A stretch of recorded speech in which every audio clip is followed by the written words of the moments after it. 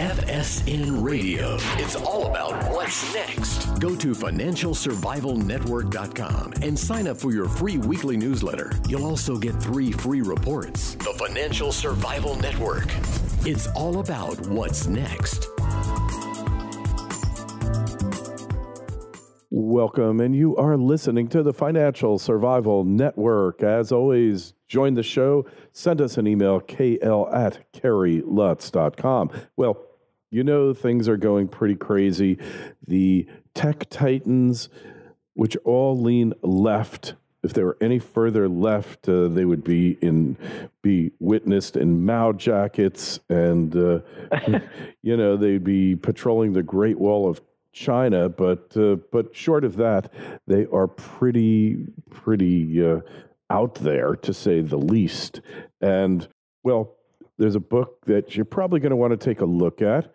My next guest, you've been on with us before, Michael Guillen, and the name of the book, which you're not going to want to forget, is The End of Life as We Know It, Ominous News from the Frontiers of Science. And, well, it's an interesting book for a number of reasons. It's taking a look at things that are already out there. It's not real far-fetched. Robot spies, the web, and as Michael mentions, the Frankenstein. So, Michael, welcome back to the show here. Oh, by the way, just released last week on Regnery Books, Regnery Publishing, available on Amazon and wherever fine books used to be sold. What an introduction. Hey, Kerry, it's good to be with you again. Looking forward to talking about this book. Yeah. The title, it's not all gloom and doom. I'm not saying it's the end of life. I'm saying it's the end of life as we know it. That was a song. That was a song. That's right. There was. REM. REO Speedwagon, was it, or REM? I don't remember, but one or the other. Yeah, you're right. The end of the world as we know it, and I feel fine. That's right. Yeah, no, we're going to all have to Google REM. that, right? It's REM. It's REM, not REO Speedwagon. Totally different sound. 1987 album, so they were a little bit ahead of their times, weren't they? Yeah, and hopefully I'm a little bit ahead of my time by writing this book, But as you indicated in your introduction, and thank you for that, Kerry, is that I deal with 4 big topics: the World Wide Web, 4 sections. That's the first. The second is AI/robots. The third section has to do with privacy and surveillance technology. And the fourth has to do with genetic engineering. And there's good news in every one of those sections. But at the same time, there's also some unsettling news, and that's why we have the subtitle Ominous News. We don't want to say bad news or troubling news, it's just ominous. In other words, it's the kind of news that really should stimulate some conversation like we're going to have today between you and me, and that is to look at some of this stuff. These are the fruits of human intelligence, but now we have to ask the question: just because we can do these things, should we? And that really, in my opinion, calls upon other aspects of human nature other than our intelligence. And it calls upon ethics, a sense of ethics, and morality, religion, and so forth. And my hope is that by waking people up, you often hear the word woke these days. I didn't write this book to scare people. I wrote it to woke people. I want them woke to what's going on right now, and also suggesting ways they can protect themselves, their children, their family, their communities, because some of this stuff is really threatening not just us adults, but also our children are at risk with much of this technology. It's very, very troubling. So I'm hoping that forewarned is forearmed. That's why I wrote the book. Yeah, well, it's definitely worrisome because, look, all of your emails being scammed, all of your personal communications, texts, emails, whatever it is, phone calls, Skype calls, they're all being monitored. I always thought that Microsoft bought Skype just so they could monitor and tap into all the communications taking place, because it certainly wasn't a good business investment for them, right? I mean, for real. Yeah. So So you have to wonder. Yeah, you're absolutely right, Kerry, and you're not being paranoid. In case somebody listening is thinking you're being paranoid, you're not. And in the book, I document many, many cases where, we're surveilled on a daily basis. Look, I have a 19-year-old son. He's part of the Gen Z generation, right? And I basically have said to him, look, you have no privacy, period. When you're in your bedroom and you're on the internet, you think you're doing something in private. You're not. We now know that stuff is monitored all the time, as you indicate, not only just our emails, our phones, and so forth and so on. There's a story that broke today, just an hour or so ago, that big revelation. Doesn't surprise me that many apps that we have on our iPhones or on our computers, even if we delete them, delete them from our system, they keep following them. They leave behind a kind of a spy bot or a ghost spyware that keeps tracking you. Yeah. So basically, we have smart TVs. We had a Samsung smart TV, with a camera and a microphone. Yeah, I got one of those. Hackers can watch and listen to you. We bring in things like Alexa and Google Assistant and the Apple Siri. These are devices that we deliberately bring into our homes, and they're constantly listening to us. That's why they hearken to the woke word. So we are responsible for a lot of this, Kerry. We spend big bucks to buy home security systems for our homes and to protect ourselves. And we are protecting ourselves from intruders, but at the same time, we're literally bugging our homes, and we're paying money for the privilege of bugging our own homes. Well, of all the surveillance hardware in the house now, the one that really troubles me the most is the internet-connected refrigerator, because that knows everything you eat, and every time you go open the door, it knows what you're taking out there. And I don't want my refrigerator testifying against me in court. Well, and we're seeing a lot of that, actually, and I give stories about where a lot of these home assistants, these voice-activated home assistants are, they record also, by the way. People don't realize that when you say, Alexa, play me, 1970s music, or Alexa, tell me what temperature it is, or Alexa, do this, do that, that stuff gets sent to the cloud, and it's recorded. And that is why Alexa grows accustomed to you, and because she's got a memory. This is all this stuff is recorded, and so next time, maybe a month from now, when you're asking for something, she references all that stuff and responds in the context of what she already knows about you. So this is very troubling. I tell many stories, for example, of a little kid like a 7-year-old girl in Dallas, Texas, where I now live. She used Alexa to buy herself all kinds of stuff. Parents didn't even know until the stuff arrived at home. But here's the here's the craziest part, right? Yeah. The mother now, and I quote her in the book, the mother now says after this, she says, now we have to whisper in the house because we're worried about what Alexa. Well, how stupid can you be? I mean, you would think that you would have learned your lesson and just remove the device. How lazy can you be? If you want to know the temperature, there are a million ways you can just do it for yourself. But this is part of this is part of the point I make in the book, that we are inviting a lot of this calamity on ourselves out of convenience, out of a sense of wishing to have security. I tell a story, for example, of a street artist in New York. During the summer, she had a little booth set up. There was a big street fair, and she had made cookies, and the icing on the cookies were of the various social media giants like Twitter and Instagram and Facebook and so forth. And people would come by and say, "Oh, what nice cookies." She said, "Would you like one?" She said, "Yeah." They would say, "Yeah." She said, "Not until you give me some of your personal information." So these people voluntarily gave up their social security number, their mother's maiden name, just for a cookie, Kerry. So one of the reasons I've written this book is to just alert us to what are we doing, and then to give ways for us to protect ourselves. Smart toys. We're about to get into the holiday season where parents and grandparents are going to buy kids toys for their kids. Well, they need to be aware of some of these smart toys because they can be hacked and invade your child's privacy. Some of the stories I tell, true stories of stuff that's already happening, will curl your eyebrows. And so this book is not only meant to make people aware of what's going on, but also give them advice as to how they can protect themselves from this stuff. Yeah, and that's what you have to know. You need to know how to insulate your life from from the perils of Alexa and all of her friends. I always thought that, and I just have an Alexa here. Did you hear that? Alexa went off. Yeah, she's responding. Yeah, because you've spoken her name. Yeah. Hey, Alexa, shut up.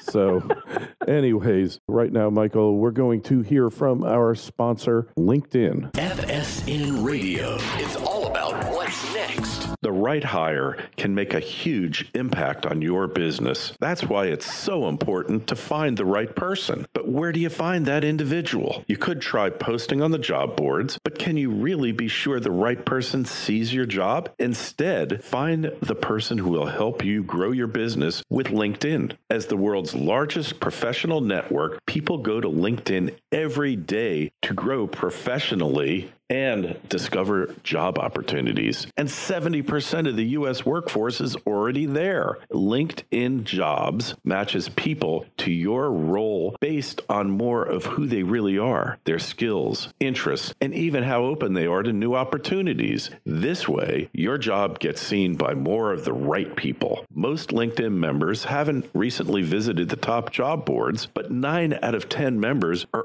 open to new opportunities. So you can only reach them on LinkedIn. That's why a new hire is made every 10 seconds using LinkedIn. And businesses rate LinkedIn 40% higher than job boards at delivering quality candidates. Hurry over to linkedin.com/FSN and get $50 off your first job post. That's linkedin.com/FSN to get $50 off your first job post. linkedin.com/FSN. Terms and conditions apply. The Financial Survival Network. It's all about what's next. All right, and we are back with Michael Guillen. But the one, I don't think you have much to worry about Siri, because Siri probably flunked her GED exam. She seems to be about the dumbest of all these bots. I mean, Siri, you ask her, what's the capital of Russia? And she says, I have a website here that has that information for you. Hey, if I wanted a website, Siri, I would have gone to it. So maybe we should be happy that Siri's dumb. Stick with Siri. She can't really do much harm, but the rest of them, and, even if you don't subscribe to Facebook, they still are monitoring you. That's the amazing thing. They know everything about you, even that you don't subscribe to Facebook. I mean, what is the justification for that? Oh, yeah. No, and forget just the social media. Look, for example, I give a story about the Roomba vacuum cleaner, the Roomba robot vacuum cleaner. Reuters News found out that what these vacuum cleaners are doing is that they're actually collecting information about the layout of your house. You see, because in order for them to navigate, from one room to another, they create an internal map. They have software that creates an internal map using infrared and lasers and all that, and optics in some cases. And what the CEO of these devices is doing is he's selling that to third parties, and we're seeing that a lot. For example, with the iPhone X. With the face recognition technology. Well, they were outed very, very soon after they debuted the new phone that Apple is selling the face recognition information, your facial print, your face print, in effect, to third parties who are developing apps for the iPhone. And most people were not aware of it. Look, Carrie, here's the bottom line. There is no privacy, but there are ways to protect what little you might still have. You know what I'm saying to you? In other words, you can recover a vestige of your privacy. You have none right now. You can assume that because we've littered our homes with devices that are always listening or watching us. So I give advice as to how you can recover some of your privacy, but we're never going to get it back to the level we had once before. Some of it is just, okay, so it's no big deal, but it is a big deal. Identity theft is at an all-time high. People's identities are being stolen, and it ruins lives. It's not a funny matter. And that's just the tip of the iceberg. You get into the genetic engineering. There are at least 3 groups of scientists right now in California and Minnesota that are creating these chimeras, these sheep human and pig human chimeras. Literally, these scientists are knitting together the DNA of humans and sheep and pigs. So this is not your grandfather's selective breeding where you put a horse together with a donkey and you get a mule. No, no, no. We now have direct access to the inner sanctum of the living cell. And what we are doing is just very, very unsettling, very troubling, but we need to be aware of it before we can do something about it. And that's why I've written the book. Yeah. So what about this geoengineering and everything? What is up with that? In what way? The geoengineering? Like I know what you mean by that, but do you have something specific in mind? We're talking about climate, chemtrails, all this kind of stuff. Are they really doing this to us? Well, I mean, if you're referring to, are you referring to climate change, Gary? Just give me a little. What exactly are you talking? Referring to these planes up there that leave chemtrails.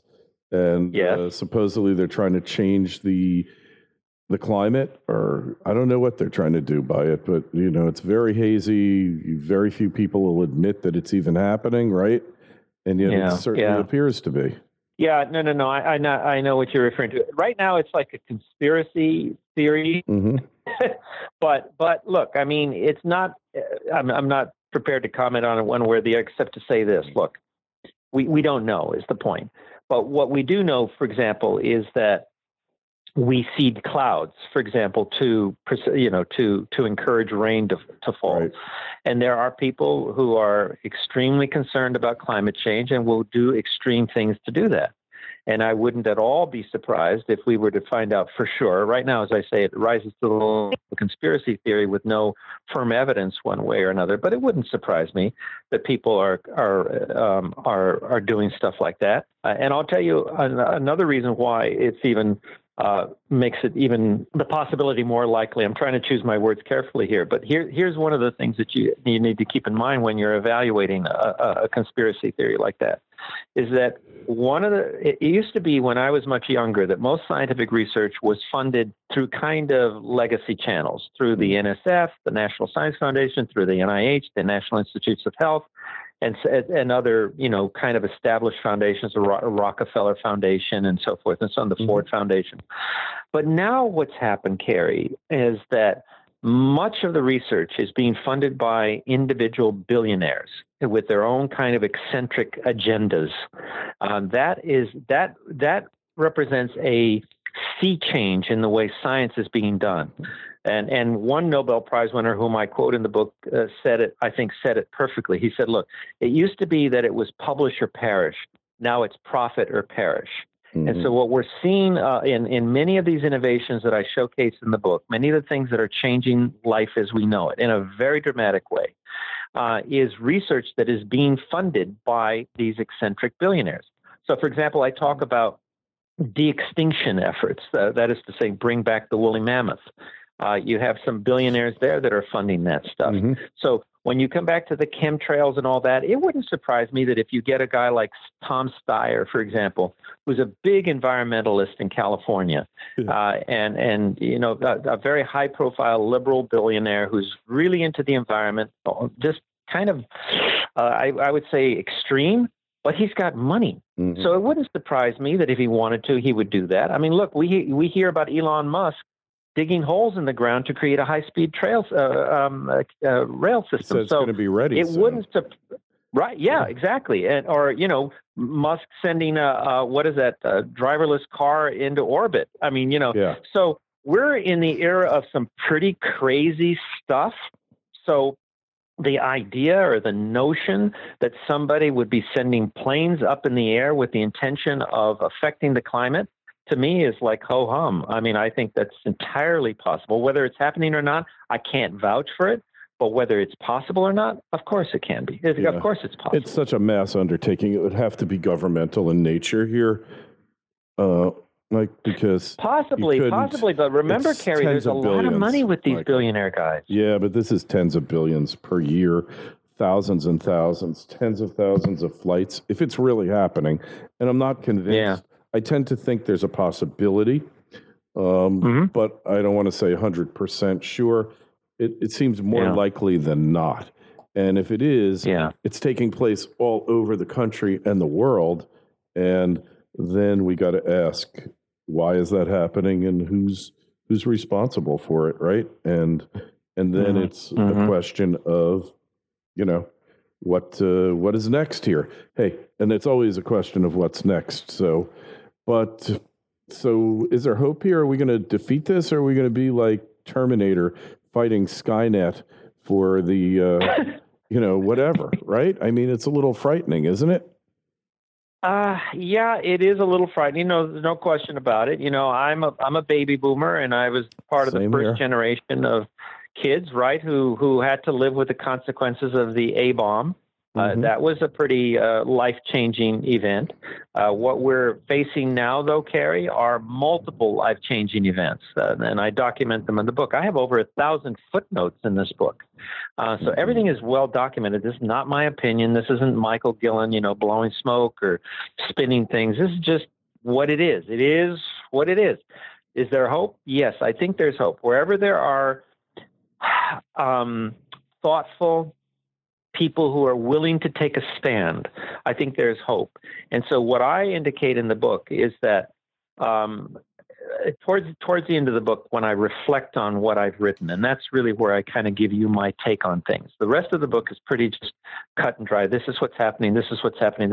But I allow myself the final chapter when I reflect back and I say, so what can we do about this? What does this all mean to me and my 19-year-old son, And what I would say, the way I would explain it, my point of view is this way, Carrie, and that is the innovations in this book are the fruits of human intelligence. And now what we need to do is we need to assert the fruits of human spirituality. That is that part of us. That's a great point. That kind of, right, that kind of looks beyond just the material world and taps into something deeper and more profound and asks the why questions and should we and why are we doing this? What's the point? What kind of world are we creating for ourselves? Is this creation 2.0? If it is, what does it look like? And there's going to be a lot of people harmed by this technology. There's going to be a lot of people left behind. I think the income gap is going to get wider and wider because a lot of this technology that enhances our life, that enhances our lifespan, is only going to be available to very wealthy people. The rest of the population is going to be left behind. And what's that going to do to the dynamics of societies around the world? So and I'm an optimist. So what I'm saying is that this book is a call to arms for all of us to pause and say, look, we've been binging on these fruits of human intelligence now for decades. It's time now to assert that part of ourselves that comes under the rubric of spirituality, whether it's ethics, moral, religion, whatever, but it's that part of us that governs our intention of just bulldozing our way forward, doing things just because we can and not because we should. So I'm optimistic that when people read this book, that part of them is just going to react and say, whoa, I had no idea this is going on. Hey, wait a minute, we got to do it. And I think that's going to create a kind of a movement. And so on my Facebook page, what I'm doing is I'm inviting readers who read the book, who are disturbed by some of the things they read, is to offer suggestions. And so we can have a dialogue going, an ongoing dialogue now and into the indefinite future on my Facebook page and just trade notes and say, yeah, this is what I'm going to do. I'm going to contact my representatives, or no, this is what I'm going to do. I'm going to take personal responsibility. I'm going to cut the cord. I'm not going to do social media anymore. Whatever it is, stuff that you can't even imagine right now, Carrie. So I would say that this book, again, is an instrument that serves the purpose of being forewarned is forewarned is forearmed. That by knowing what's going on, we have our best chance of surviving. Yeah, because we can't live without technology now. You can't go back. No, that's not realistic. There's no going back. So we can only move ahead, but understand the risks, understand the threats, because the threats are huge here, Michael. I mean, really, it's like, it's like a science fiction novel here. It really makes you wonder, like, what can happen here? It just sounds like The Matrix. So many of these great sci-fi thrillers that have come out over the past decade, over the past 2 decades, really seem to be coming true. And perhaps it's too late to stop it, or maybe it's not too late. Maybe it's never too late, as long as we think, use our minds, and really try to become aware of what exactly is going on, what the risks are. Hey, Michael, so just tell us again the name of the book, and I know we get it on Amazon, right? Oh, yeah, you can get it on Amazon or anywhere where fine books are sold. It's called The End of Life as We Know It, Ominous News from the Frontiers of Science by Michael Guillen. All right.